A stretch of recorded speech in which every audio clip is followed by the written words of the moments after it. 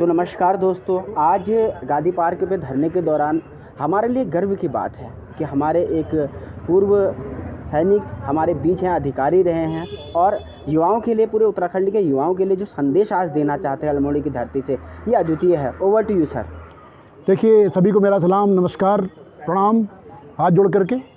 ये बड़ा दुर्भाग्य है कि जिस उत्तराखंड के निर्माण की हमने कल्पना की थी, जिस स्टेट के निर्माण की कल्पना की थी, जिस स्टेट को बनाने में लोगों ने अपनी कुर्बानियाँ दी थी, वो स्टेट आज सही दिशा की तरफ नहीं जा प्रगति कर रहा है।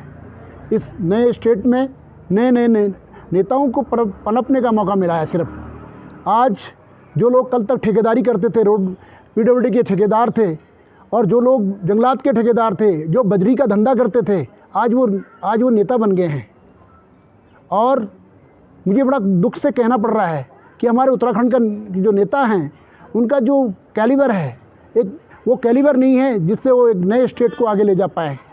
आज जैसे कि हमें सुन के बड़ा दुख हो रहा है कि हमारे बच्चे बेरोजगारी से पीड़ित हैं, और वो अगर एग्ज़ाम जाने जाते हैं तो गरीब लोग भी बच्चे एग्ज़ाम देते हैं, फीस मांग कर भी फॉर्म भरते हैं, बाद में एग्ज़ाम देते हैं तो पता लगता है कि एग्ज़ाम के पेपर पहले ही बिक गए।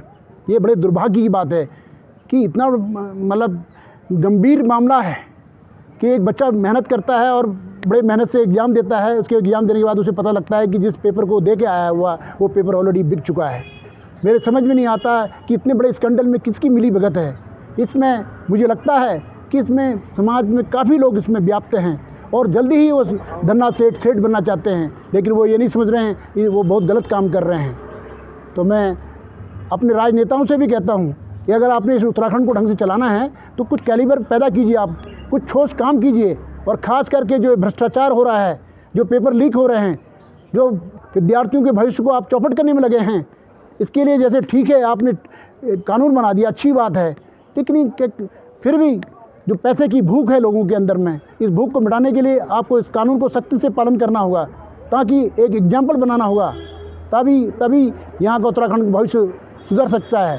और उत्तराखंड में जो भ्रष्टाचार व्याप्त हो रहा है, इसके ऊपर भी आपको लगाम लगानी पड़ेगी। इसके लिए भी आपको कुछ करना होगा, इसके लिए भी कठोर नियम बनाने होंगे, तभी उत्तराखंड का भला हो सकता है। जहाँ भी जाओ वहीं सुनने में आता है कि हर जगह कमीशन। कोई काम गांव में आता है तो प्रधान भी बोलता है साहब 30-40% तो हम दे के आ जाते हैं और 60% में गाँव में क्या काम होगा।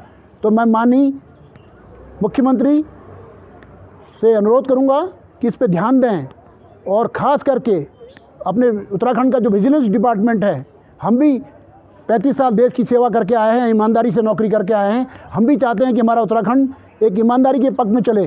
तो ये जो उत्तराखंड के अंदर जो भ्रष्टाचार लोग हैं, जो जल्दी ही लखपति बनना चाहते हैं, करोड़पति बनना चाहते हैं, इन पर लगाम कसी जाए। और हमारा विजिलेंस डिपार्टमेंट, उत्तराखंड का विजिलेंस डिपार्टमेंट, इंटेलिजेंस डिपार्टमेंट को स्ट्रॉन्ग बनाया जाए। हर लोगों के पीछे इन लोगों को लगाया जाए, और जो सर्विंग पर्सन हैं, जो इंजीनियर्स हैं, दूसरे हैं, कोठियाँ बना लेगी है, और उनकी कोठियों की गणना की जाए कि इनके पास इतना पैसा कहाँ है। और ये जो राजनेता भी हैं तो इनके सोर्स ऑफ इनकम को भी देखा जाए। मैं यही शब्द कहते हुए एक बार इस अल्मोड़ा के प्रांगण में गांधी जी की मूर्ति के सामने यही कहूँगा, हे भगवान, हे महात्मा गांधी जी, तुमने इस देश को आज़ादी तो दिलाई, लेकिन किस पथ पर ये देश जा रहा है, तो इन नेताओं को सद्बुद्धि दे।